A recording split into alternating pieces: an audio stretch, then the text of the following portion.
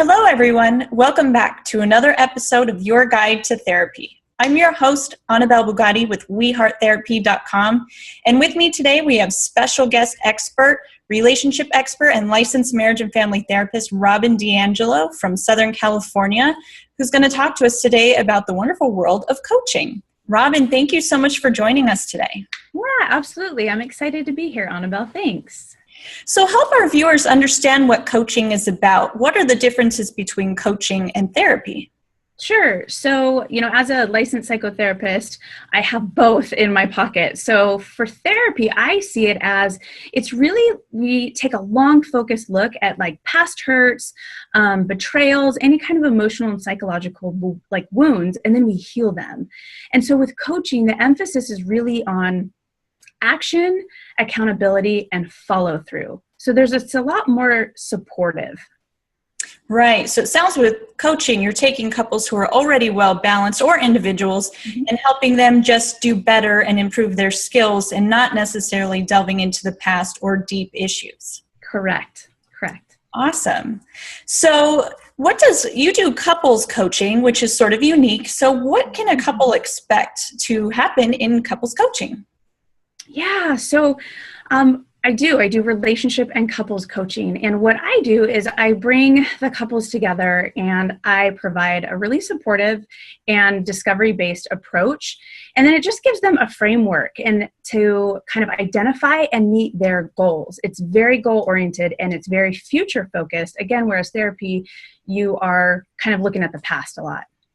Excellent. So you get couples into your office or you may meet with them over Skype and you're going to set goals and then you're going to maybe gear your work towards how do we meet those goals? Yes, exactly. Excellent. So what qualifies somebody to be a coach? Unlike with therapy where we have to go to school and we have to get licensed and do many, many hours, as a coach, it's not regulated yet. I know it's working towards that, but it's not regulated like the mental health profession. So anyone actually can come off the street and call themselves a coach, but there are some certification programs that people get into, and they do have to do hours and classwork and meet with other clients, but they don't have to get licensed and they don't necessarily have to get a certificate. Wow. So that can be kind of scary for folks who really want to make sure that the person they work with is qualified and legitimate. But as you said, and both you and myself offer coaching, but we're also therapists. So we're regulated by the state and we're required to go through rigorous coursework to meet certain qualifications. So what could an individual or a couple do to ensure if they're looking for a coach that they're finding somebody who's qualified? Sure. Well, first and foremost, they can always go to the International Coaching Federation. They have a website and they have a directory there. So they can look on there for coaches that are certified through their program, which is the most well-known program that I'm aware of. But I always recommend just do your homework. Every coach really depends on testimonials from their clients. So I say go to their websites, look for the testimonials section, and just read. I also recommend hopping on Yelp since it is full of people who've experienced them firsthand. And so you kind of get a feel for how they work and what does work and what doesn't work according to their clients. And again, just do your homework. Pick up the phone, call them, see if you feel connected to them and want to work with them. Absolutely. That connection is so important to change in both therapy and coaching. So it sounds like what you're saying to our viewers is that if they want to find somebody qualified to do their homework, and as an extra safeguard, there are options of finding therapists like ourselves who also offer coaching. So if they're really concerned about having just anybody off the street, that might be a good option for them to find a therapist who offers coaching. That's absolutely right. You kind of get the best of both worlds there. Excellent. Now you're in Southern California, so how can our viewers find you?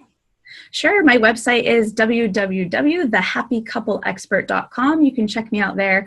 I also have a Yelp page under the same name. I'm on Facebook. I'm kind of all over. I'm on Twitter. And so you're just looking for the Happy Couple Expert. And, I have lots of information that's there for people to check out for free, and they can reach out if they need to. Excellent. And one of the other benefits of coaching is that the clients are not limited by their geographical location. If they are wanting to work with you for therapy, of course, we can only practice per our license in the state that we're in. But with coaching, we can see clients all over the globe virtually. So clients can actually meet with you if they are in Australia or Washington, D.C., and they can meet with you online. That's right. And that is what is so beautiful about being able to provide coaching. And it's great for those who don't have access to, coaches or therapists. So it's just been an honor to be able to do this work. Excellent. So it sounds like in general, coaches really help folks find motivation, meet goals, and they really intervene in a present and future focus, whereas therapy, which is highly regulated, is more geared towards deep wounds and digging into the past.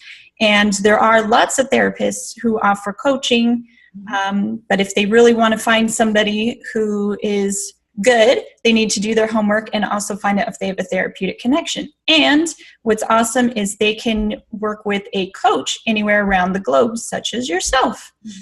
So there you have it, folks. If you like Robyn and you'd like to work with her, please find her on her website, thehappycoupleexpert.com. I will, of course, put a link down to the bottom. And if you like what you see here today, more episodes are here to come.